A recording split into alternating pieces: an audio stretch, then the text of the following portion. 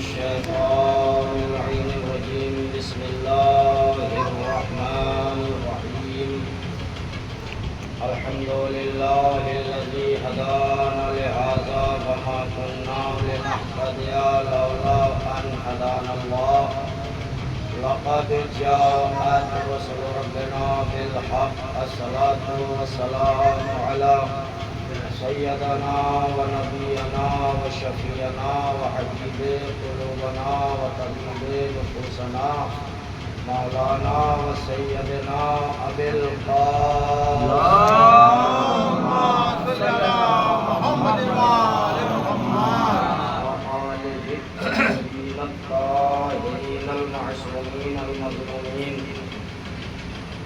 من يومنا هذا إلى قيام يوم الدين أما بعد فقد قال الله سبحانه تبارك وتعالى وقوله الحق بسم الله الرحمن الرحيم وما خلقت الجن والإنس إلا ليعبدون صلوات اللهم صل على محمد وآل محمد حاضرین گرامی قدر عزاداران مظلوم کربلا،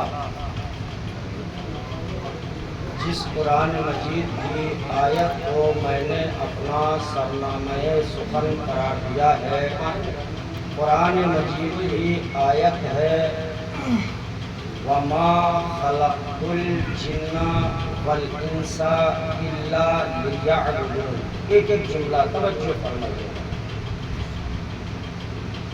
ارشاد رب العزت ہے کہ ہم نے نہیں پیدا کیا، لفظ نہیں سے شروع ہوا، وما نہیں کیا، خلقت الجن جنوں کو پیدا کیا، میں نے جنوں کو نہیں پیدا کیا، بل انسانوں کو، یعنی میں نے نہ جن کو پیدا کیا نہ انسانوں کو پیدا کیا، الا لیعبدون، سوائے اس کے کہ میری وہ عبادت کریں۔ صلوات بھیجیں محمد۔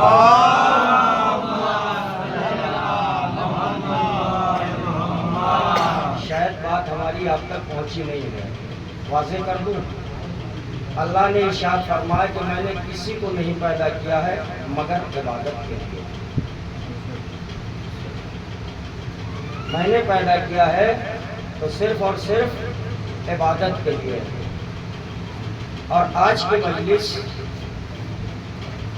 بزرگوں سے تو ہم نے سیکھا ہے اپنے نوجوانوں کے لیے، تاکہ ہم اپنی ذمہ داری کو سمجھتے ہوئے، حالانکہ میرے ذہن میں یہ بات پہلے بھی تھی لیکن بھائی نے ایک گزارش بھی کی، اس چیز پہ تھوڑی سی روشنی ضرور ڈال دیجیے گا۔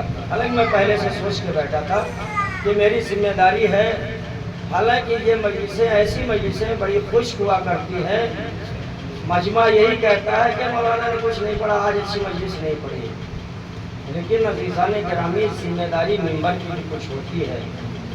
اتنے دن سے میں مجلس پڑھتا ہوں، شاید ایک آدھ مجلسوں میں نے تذکرہ کیا ہوگا، تبلیغی مجلس۔ یہ بزرگ سے تو ہم نے سیکھا ہے، لیکن ہمارے بچے کیا جانے، ہمارا عقیدہ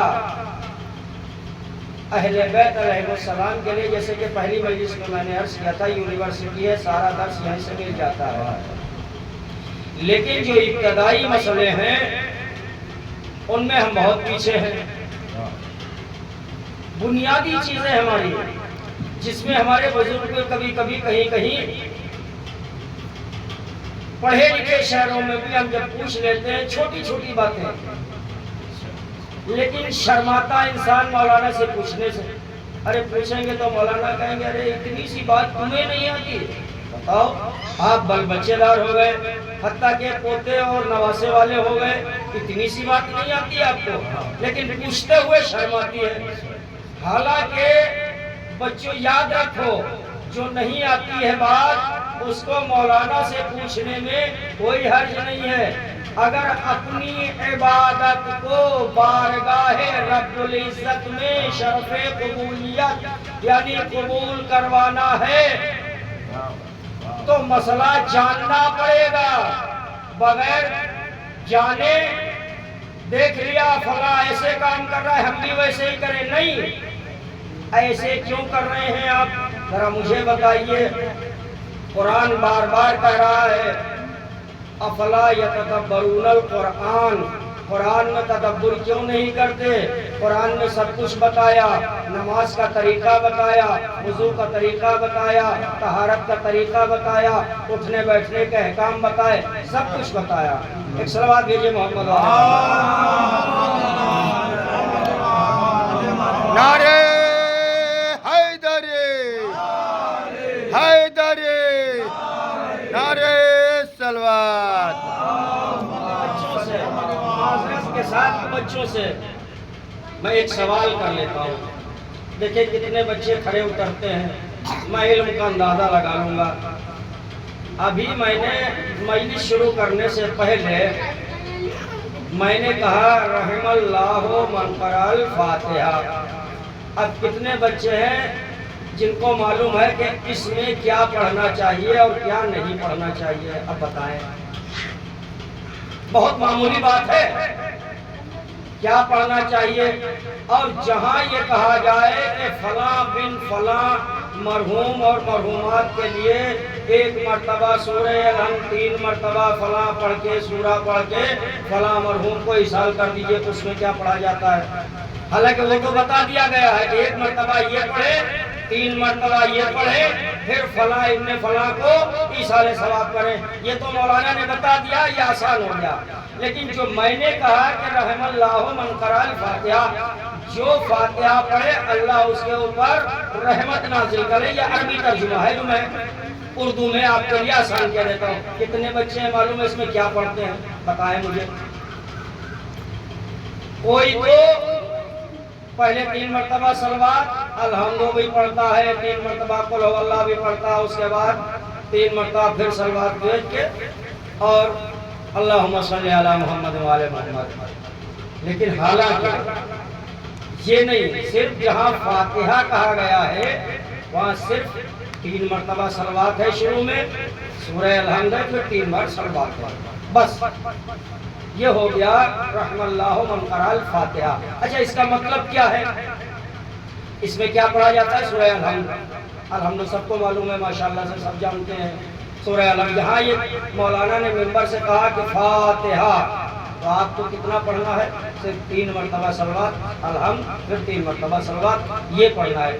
اگر کہا ہے کسی نے کہ فلاں کی روح کے لیے آپ یہ پڑھیں, تو وہ بتا دیتے کہ 1 مرتبہ سورہ الحمد 3. اس کے بتانے کا مقصد یہ ہے کہ اس فاتحہ میں اس فاتحہ میں انتر ہے. آپ توجہ دیں, یہ چھوٹی چھوٹی باتیں ہیں, غور کرنے کی ہے کہ اس میں کیا پڑھا جاتا ہے. لوگ الحمد بھی پڑھتے ہیں, قل اللہ بھی پڑھتے ہیں. تو کہنے کا مطلب یہ ہے کہ چھوٹی بنیادی چیزیں جو ہے ہماری کمزور ہیں, اعلیٰ چیزوں میں تو ہم بہت آگے ہیں. صلوات بھیجئے محمد.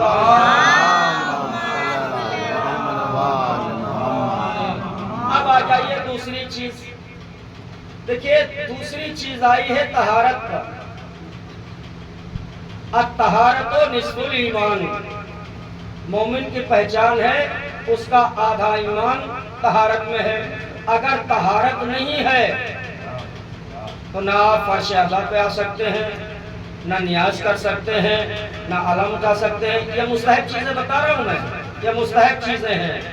اس لیے کہ وہ اہل بیت ہیں جن سے رجس, گندگی, گناہ اتنا دور ہے, بہت دور ہے. اگر حالت گندگی میں فرش عذاب پہ آئیں گے تو بجائے عذاب کے ثواب نہ لے جائیں گے. صلوات بھیجئے محمد.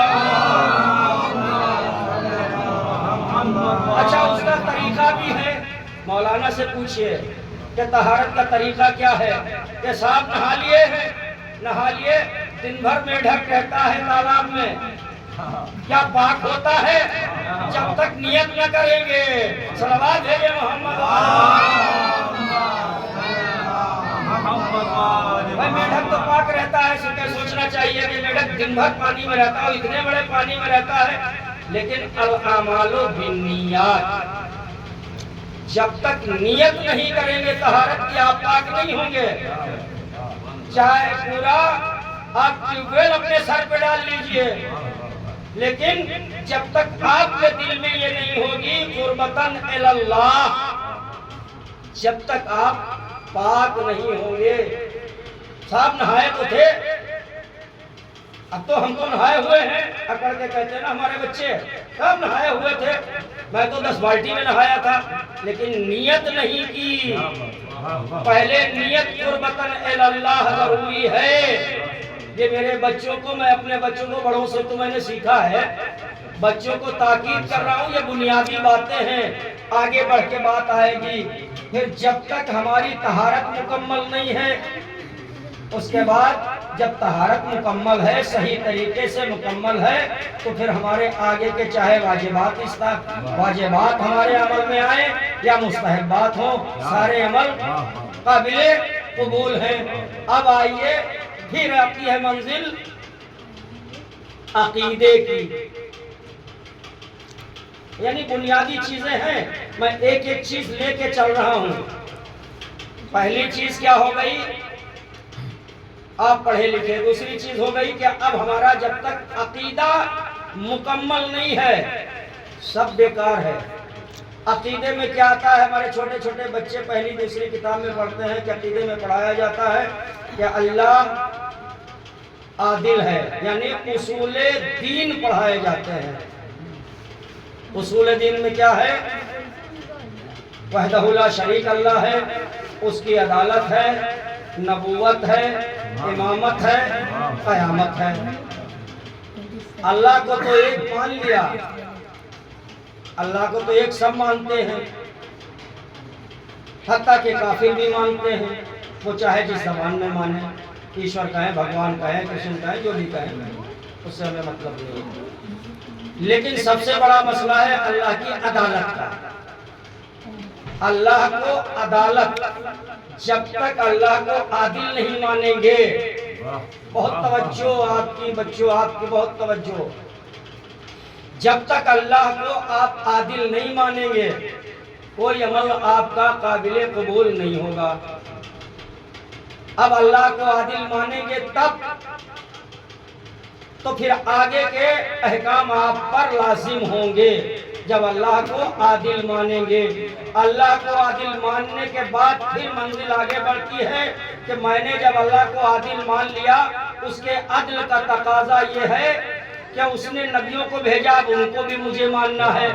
اب نبی نے کیا فرمایا ان کو بھی ماننا ہے۔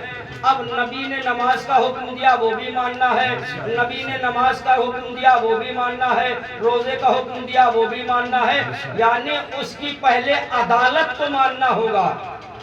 اب عدالت پتہ ہی نہیں عدالت ہے کیا، اللہ انصاف کرنے والا ہے، نہیں، انصاف کرنا اور چیز ہوتی ہے، اس کو عادل ماننا یہ الگ چیز، اس کے ہر حکم کی پیروی کرنا اللہ کی عدالت میں ہے کہ اس نے انبیاء بھیجے برحق، اس نے ہمارے اوپر نماز واجب کی برحق، امامت کو اس نے بھیجا ہمارے اوپر لازم، یہ ہمارا عقیدہ ہے، اس میں تقلید نہیں ہوتی۔ توجہ دیجیے گا، صلوات بھیجو۔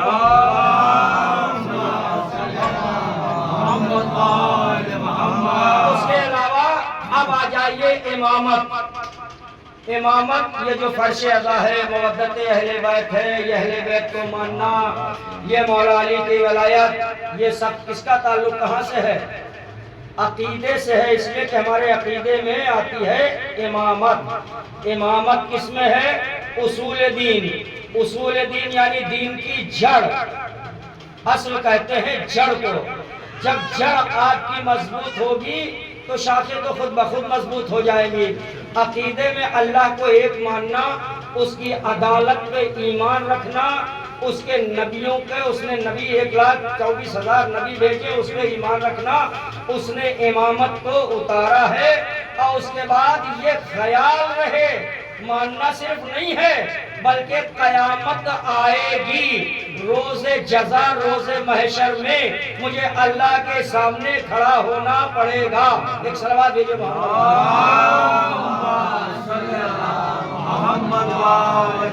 بنیادی باتیں ہو گئی۔ اب آئیے عمل کی منزل میں۔ عمل کی منزل میں عمل سے پہلے اس لیے کہ یا تو مسئلہ آتا ہے تقلید کا، یا تو ہم اتنے بڑے عالم ہوں کہ ہم قرآن سے اپنے واجبات اخذ کر لیں، نکال لیں، جیسے کہ اللہ نے فرمایا مثال کے طور پر اقیموا الصلاۃ، نماز اقیم کہتے ہیں کھڑے ہونے کو، نماز کا مطلب ہے دعا۔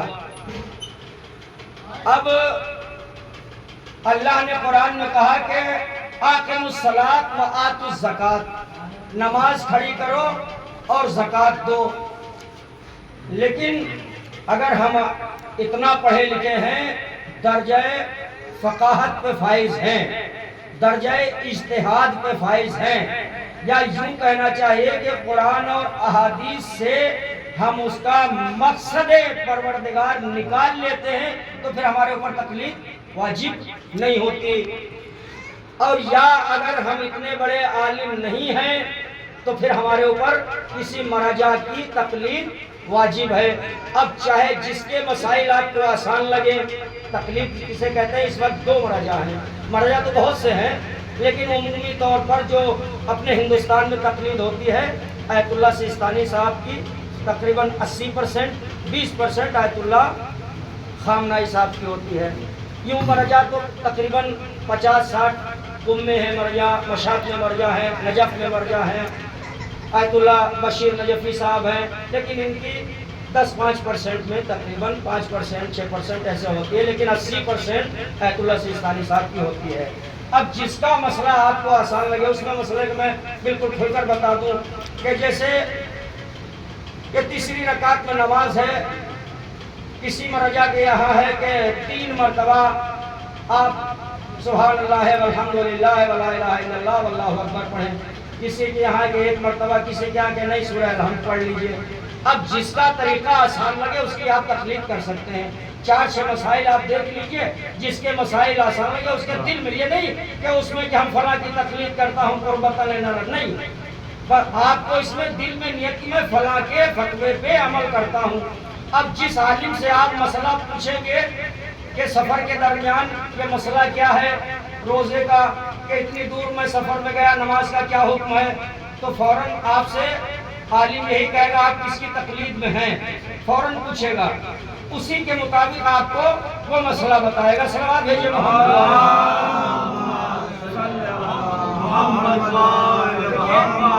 آج کا موضوع بڑا خشک ہے لیکن ضروری ہے، یہ ہمارے بچے نہیں جانتے ہیں کہ کیا ہونا چاہیے، تقلید کسے کہتے ہیں، بس نام سنتے ہیں، فوٹو لگا دیا، یہ کون ہے، اب یہ بھی نہیں معلوم بہت سو کو یہ زندہ ہیں یا مردہ ہیں، یہ کیوں فوٹو لگائے گئے ہیں، ان کا مقصد کیا ہے، بہت سے بچوں کو نہیں معلوم ہے۔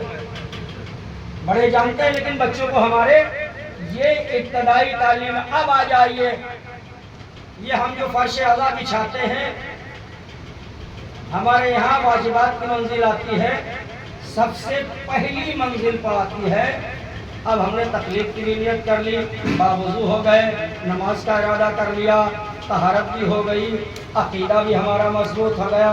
اب سب سے پہلی منزل جو پہلا عشق پاتا ہے زینا، پہلی سیڑھی اسلام کو عمل میں لانے کے لیے، تو پہلی سیڑھی ہے نماز، پہلی سیڑھی ہے نماز۔ وَإِن قُبِلَتْ قُبِلَ مَا سِوَا وَإِن رُدَّتْ رُدَّتْ مَا سِوَا، پیغمبر اسلام فرماتے ہیں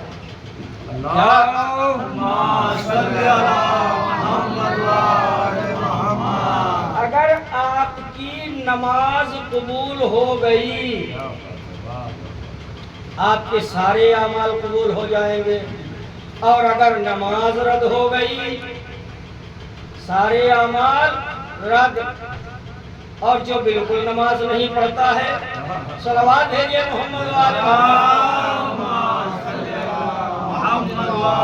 محمد، اس کا تو اللہ ہی نگہبان ہے۔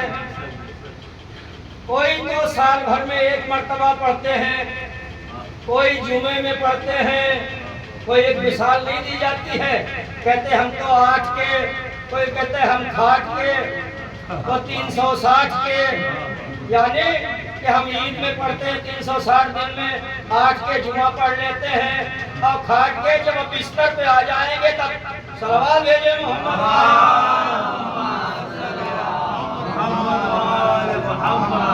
تو نماز ایک اہم موضوع ہے۔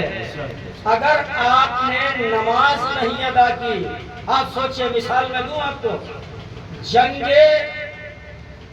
صفین کا مرحلہ تھا، جنگ صفین مرحلہ تھا، مولا جنگ کرتے کرتے جنگ اپنے عروج پہ تھی، ادھر سے تلواریں چل رہی تھی، ادھر سے تلواریں چل رہی تھی، دشمن ان کے لشکر اسلام کا حاوی تھا، لشکر اسلام لشکر کفر کا حاوی تھا، اس طریقے سے تلواریں چل رہی تھی، مولا درمیان میں مصلی بچھا دیتے ہیں۔ اہمیت نماز دیکھیے، مصلی بچھا دیتے ہیں۔ ایک صحابی نے آ کے بڑھ کے کہا، مولا نماز تو تھوڑی دیر میں پڑھ لیجئے گا، آپ دیکھ رہے ہیں دشمن کا لشکر ہمارے اوپر حاوی ہوتا چلا رہا ہے، اس وقت مولا جنگ کا وقت ہے، نماز کا وقت نہیں ہے۔ مولا نے کہا، نادان، تجھے نہیں معلوم میں جنگ کس لیے کر رہا ہوں؟ اس نماز کو بچانے کے لیے جنگ کر۔ صلوات بھیجے محمد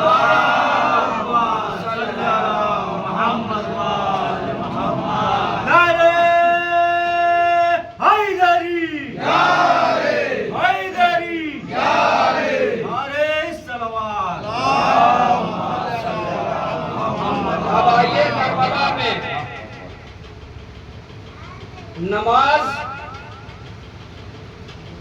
عاشور کے دن صبح سے لے کر ظہر تک آپ سنتے چلے آ رہے ہیں مصائبوں میں، حسین نے کتنے لاشیں اٹھائے، صحابیوں کے لاشیں اٹھائے، لیکن ظہر کا وقت آ گیا، مصائب نہیں پڑھ رہا ہوں، نماز کی اہمیت بتا رہا ہوں، جو لوگ نماز نہیں پڑھتے ہیں، کہ نماز الصلاۃ عمود الدین، دین نماز کا پیلر ہے، پیلر، ستون کہتے ہیں پیلر کو، جس کے اوپر سارے اعمال ٹھیک ہے، وہ پیلر کسے کہتے ہیں؟ کہ جیسے یہ چھت پڑی ہوئی ہے پیلر کے اوپر، اگر پیلر ہٹا دیا جائے، چھت میں جو کچھ بھی ہوگا سب زمین پہ آ جائے گا۔ نماز دین کا ستون ہے، جب ستون ہی کو آپ نے ڈھا دیا، نماز ہی پہ توجہ نہ دی، تو عزاداری کیجئے، روزے رکھیے، خیرات کیجئے، حج کیجئے، زکوٰۃ دیجئے، جہاد کیجئے، سب بیکار ہے۔ پہلے سیڑھی سے آپ بھاگے ہیں۔ تو عزیزان گرامی، ایک لطیف سا آپ کو نقطہ بھی سنا دیتا ہوں، پھر کربلا میں امام حسین کے طرف آتا ہوں۔ اچھا آپ یہ بتائیے کہ ہم ان پر لعنت کرتے ہیں کہ نہیں کرتے ہیں؟ لعنت کرتے ہیں، کیوں کرتے ہیں؟ سبب ہے نا، لعنت کرتے ہیں۔ صاحب کیوں لعنت کرتے ہیں آپ؟ صاحب علم کو لے کے گئے تھے، 39 دن تک بھاگے تھے، علم کو چھوڑ کے بھاگ کے آتے تھے، اسی لیے لعنت کرتے ہیں کہ رسول کے حکم پہ عمل نہیں کرتے تھے، جنگ سے بھاگتے تھے، احد میں بھاگے، خیبر میں بھاگے، رسول کو چھوڑ کے میدان میں چلے آئے، علی کو میدان میں چھوڑ کے چلے آئے، کہا بس اس لیے آپ پہلی منزل پہ تو آپ بھی بھاگ رہے، وہ جنگ میں بھاگے تھے نا، وہ چھٹی منزل پہ بھاگے تھے۔ کب بھاگے تھے؟ نماز سے وہ نہ بھاگے، روزے سے وہ نہ بھاگے، حج سے وہ نہ بھاگے، زکوٰۃ سے وہ نہ بھاگے، خمس سے وہ نہ بھاگے، وہ کہاں بھاگے؟ جہاد میں چھٹی منزل پہ بھاگے۔ جب چھٹی منزل پہ بھاگنے والا لائق لعنت ہو سکتا ہے، جو پہلی منزل میں نماز سے بھاگے وہ لائق لعنت ہے کہ نہیں ہے؟ صلوات بھیجے محمد،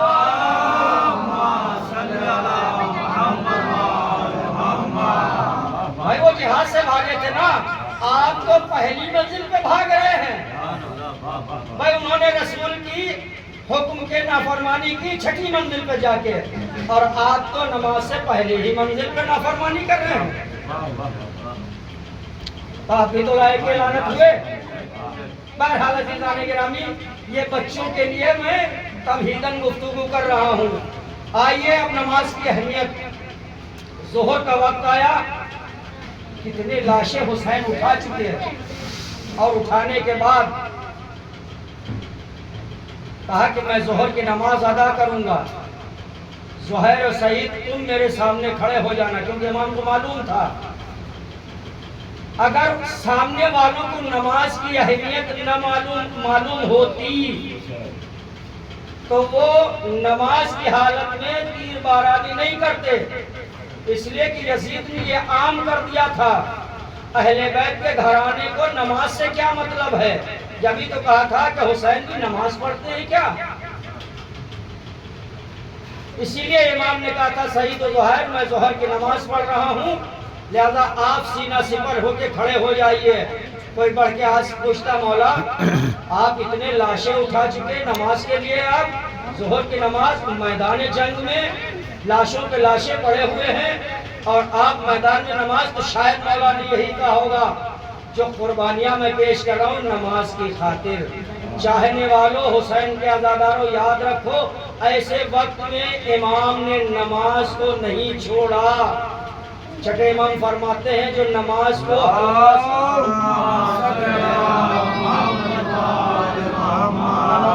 ہلکا سمجھے وہ ہم میں سے نہیں ہے، وہ سب کچھ ہو سکتا ہے۔ ہلکا مطلب یہ ہے کہ نماز کو اول وقت نہیں پڑھا، ہم یہاں پڑھ لیں گے، 2 بجے پڑھ لیں گے، 3 بجے پڑھ لیں گے، مغرب کی نماز 10 بجے رات کو پڑھ لیں، جہاں تک ممکن ہو اول وقت پڑھنا چاہیے۔ مجبوری ہے تو راحت دی ہے، آپ اتنے بجے سے اتنے بجے تک پڑھ سکتے ہیں، لیکن ترک نماز نہ کیجیے۔ نماز کو اس لیے کہ نماز، یہ ساری چیزیں جو ہے ہماری نماز پر ٹکی ہوئی ہیں۔ ایک صلوات بھیجے محمد شاید ہماری گفتگو لمبی ہو جائے، ایک مرحلہ آپ کا بس تقریباً 5 منٹ کی گفتگو اور ہے، اس کے بعد رکھتے مسائل۔ شاید میری بات میرے بچوں کے، نوجوانوں کے دل میں اتر جائے، اس لیے میں ایک واقعہ مولانا اطہر عباس صاحب جو کہ کلکتہ میں تھے، مرحوم ہو چکے، اللہ ان کو جنت نصیب کرے، ان کا یہ نکتہ ہے۔ وہ فرماتے ہیں کہ ہمارے عزادار بڑے سینہ سپر ہو کے کہتے ہیں ہم تو مولا کے عزادار ہیں، جنت ہماری ہے، ہم سے جنت کون لے سکتا ہے؟ مولا ہمارا قبر میں بھی آتا ہے، مولا ہمارا کوثر میں بھی ملے گا، مولا ہمارا محشر میں بھی ملے گا، مولا ہمارا شفاعت کرے گا، اور مولا حسین بھی ہوں گے، امام حسن بھی ہوں گے۔ فاطمہ زہرا بھی فرماتی ہیں کہ میرا جب تک ایک عزادار جب داخل جنت نہ ہو جائے گا جب تک قدم نہ رکھوں۔ یہ ساری باتیں ایک طرف ہیں، لیکن وہ مولانا ایک میدان محشر کا واقعہ پیش کرتے ہیں، نقل کرتے ہیں اپنی تقریر میں۔ انہوں نے میدان محشر کو بتایا کہ میدان محشر ہوگا، انہوں نے اپنا واقعہ کہ میں پہنچا۔ توجہ عزیزان گرامی، بس 5 منٹ کا یہ واقعہ۔ میدان محشر ہے، جیسے میں مولانا صادق صاحب پہنچے، امام حسین بھی کھڑے ہوئے ہیں، مولا علی بھی کھڑے ہوئے ہیں، پیغمبر اسلام بھی کھڑے ہوئے ہیں، فاطمہ زہرا بھی، امام حسن سب کھڑے ہوئے ہیں۔ میدان محشر ہے، سارے اعمال، نماز، روزہ، حج، زکوٰۃ سب لے کے ہم پہنچے۔ پہنچنے کے بعد توجہ بچوں، بہت توجہ میرے جوانوں، جہاں تک میری آواز پہنچ رہی ہے سنیے۔ جب پہنچنے کے بعد سلام ہو مولا آپ پر، وعلیکم السلام۔ مولانا صادق صاحب آ گئے، جی میں آ گیا۔ مولا کس امید سے آئے ہیں؟ ارے مولا آپ کا چاہنے والا ہوں۔ وہ فرماتے ہیں مولانا آپ کا چاہنے والا ہوں، مولا میری جنت، ہاں جنت تو میں تمہاری پکی ہے، مگر میں تم سے چند سوالات کرتا ہوں. دیکھیں میدان محشر کا ہے, سب کھڑے ہوئے ہیں, آپ پہنچے ذہن میں اپنا ایک منظر کھینچ لیجئے کہ میں پہنچا میدان محشر میں, یہ قبر کے اعمال یہ سب گزر کے پہنچ گئے, آخری مرحلہ جنت کا ہے, وہاں سے شفاعت ہو گئی تو آپ جنت میں یا دوسری جگہ جائیں گے. اب آخری مرحلے پہ پہنچ گئے, مولا میں آ گیا ہوں, مولا میں آپ کا کتنا بڑا شیدائی تھا, رات رات بھر مجلسیں کرتا تھا, اور مولا اتنی بڑی مجلس کرتا تھا, 2 لاکھ روپے خرچ کر کے میں نظر مولا کیا کرتا تھا, میرا اتنا بڑا علم تھا, میں 10 انجمنوں کو بلاتا تھا, مولا میں اتنا بڑا آپ کا شیدائی تھا, میں 10 دن تک جو ہے عزاداروں کو کھانا نیاز پر نیاز کھلاتا تھا, اتنا بڑا عزادار ہوں, مولا آپ میری بخشش نہ کریں گے؟ نہیں, ٹھیک ہے تم آ گئے ہو, میرے عزادار کیوں عزاداری کیوں کرتے تھے؟ عزاداری آپ یہ پوچھ رہے ہیں, میری عزاداری کیوں کرتے تھے؟ مولا کربلا کا واقعہ میرے پیش نظر تھا.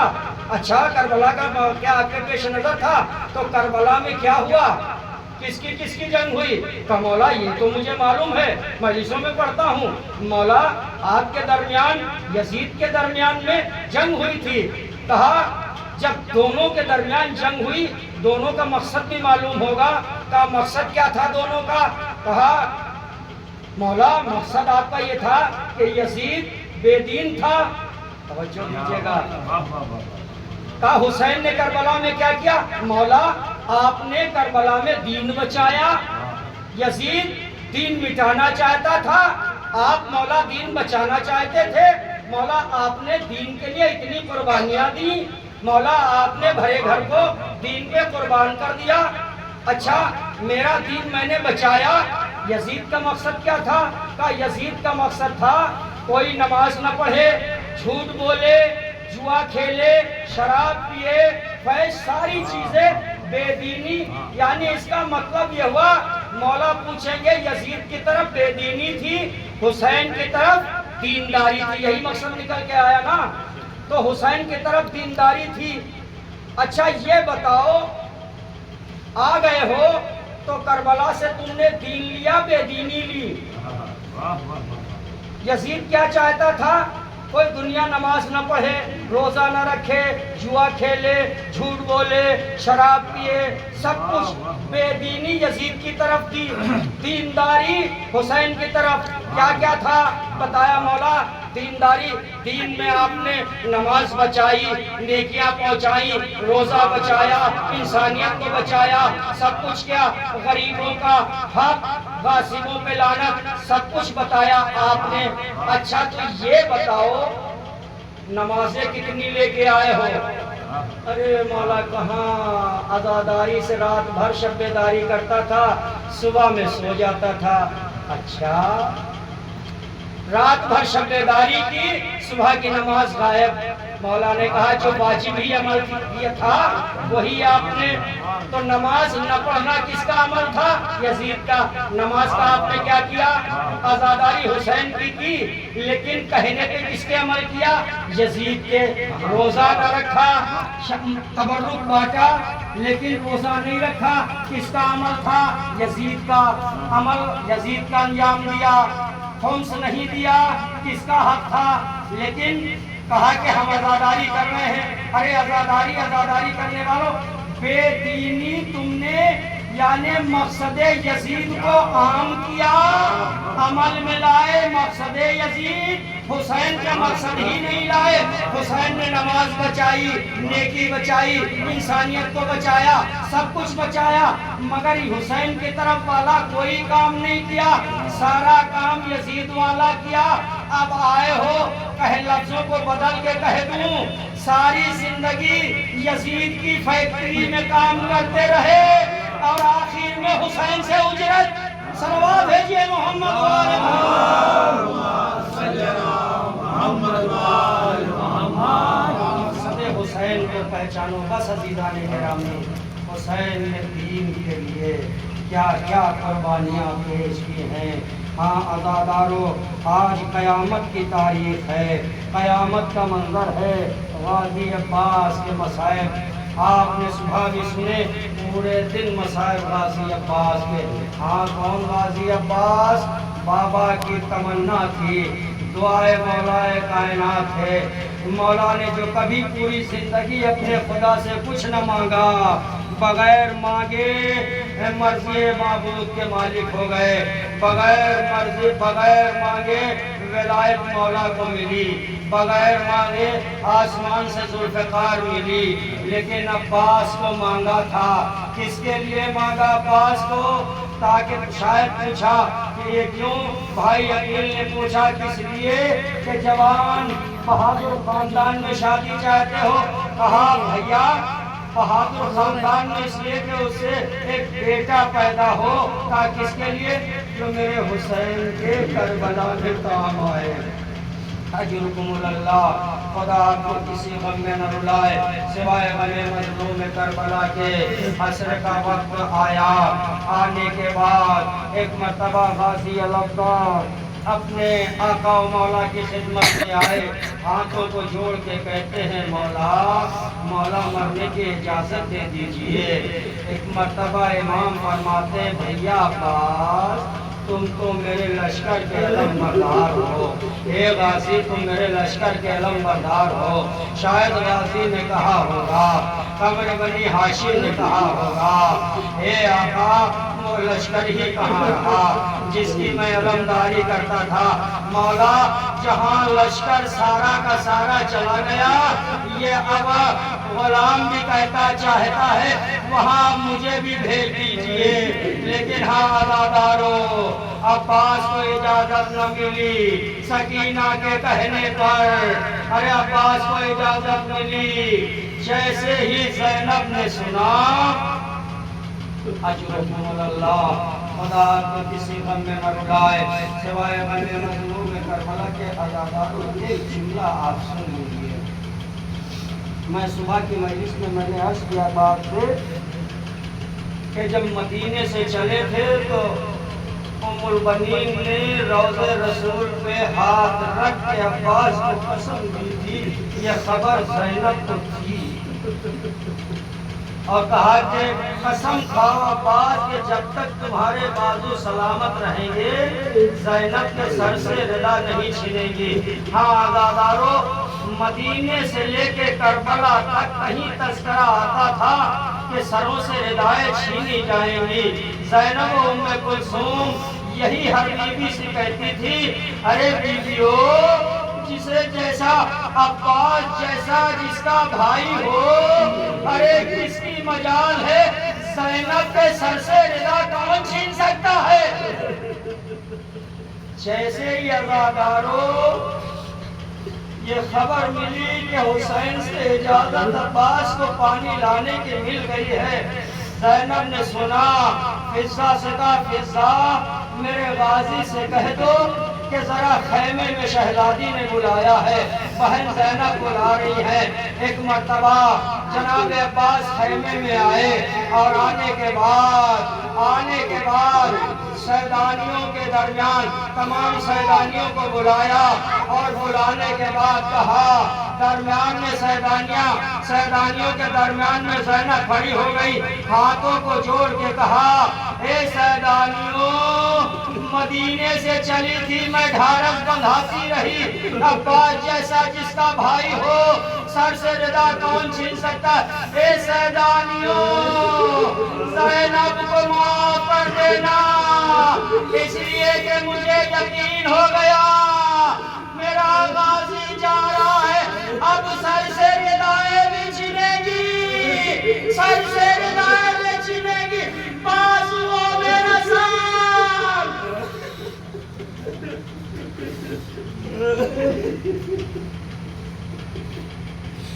बाजुओं में रसल की बाजी जाएगी। ऐसे दानियों मुझे माफ कर देना, बगासी चला। अज़ादारो फरात के किनारे आए, आने के बाद آنے کے بعد مشکیزے میں پانی بھرا، لیکن عزاداروں جیسے ہی مشکیزے میں پانی بھرا لے کے چلے ہیں، مختصر روایت کرتے ہوئے عزاداروں مختصر روایت کرتے ہوئے ایک مرتبہ غازی پانی لے کے مشکیزے میں پانی بھرا اور لے کے گھوڑے کو خیموں کی طرف اسرے سعد نے آواز دی کہ دیکھو خیمہ حسینی میں ایک قطرہ پانی نہ پہنچنے پائے۔ عجب منظر تھا، جب عباس خیمے سے آ رہے تھے تو نگاہوں نے جب دیکھا کہ لشکر اتنی دور جا چکا تھا، اس کے بعد جب دریا سے مشکیزے کو بھر کے لے کے چلے، ایک آواز پہ ارے سمٹ کے لعینوں کا ظالمین کا لشکر آ گیا۔ وہ ایک مرتبہ ایک روایت بتاتی ہے ایک مرتبہ ایک شکی نے ایسا گرز مارا، داہنا شانہ قلم ہوا، ایک شکی نے ایسا وار کیا، ارے بایاں بازو بھی قلم ہو گیا۔ عزاداروں میں کہوں گا عباس کی آس نہیں ٹوٹی تھی، ابھی گھوڑے کو ارے فرات سے خیمے کی طرف لے کے جا رہے تھے، مگر ایک شکی نے ایسا وار کیا، ارے مشک سکینہ پر تیر لگا، مشک کا پانی بہا، عباس کی آس ٹوٹی۔ اب گھوڑے کو عباس نے دریا کی طرف موڑا، لیکن ایک شکی نے عزاداروں ایک منظر آپ کے سامنے دو تین جملے آپ کی خدمت میں پیش کرنا چاہتا ہوں، یہ احساس کی منزل ہے۔ عزاداروں ذرا سوچئے، ہمارے اور آپ کے جب کہیں پیر میں ٹھوکر لگتی ہے، ہم میں سے کوئی جب زمین پہ گرتا ہے تو سب سے پہلے کیا کرتا ہے معلوم ہے آپ کو؟ اپنے ہاتھوں کو ٹیک دیا کرتا ہے، پورے جسم کا پورے بدن کا وزن ہاتھوں پہ آ جاتا ہے۔ لیکن میرا غازی ارے جب شان قلم ہو گئے، ایک شکی نے ایسا سر پہ گرز مارا، ارے غازی گھوڑے پہ نہ سنبھل سکا، ارے ایسے زمین پہ آئے ہوں گے، ارے غازی ارے زمین پہ اس لیے کہ شان تو قلم ہو گئے، میرا غازی منہ کے بل زمین پہ آیا ہوگا اور مولا کو کہا ہوگا اے آقا غلام کا آخری سلام قبول کیجیے۔ اللہ لعنت اللہ علی القوم الظالمین۔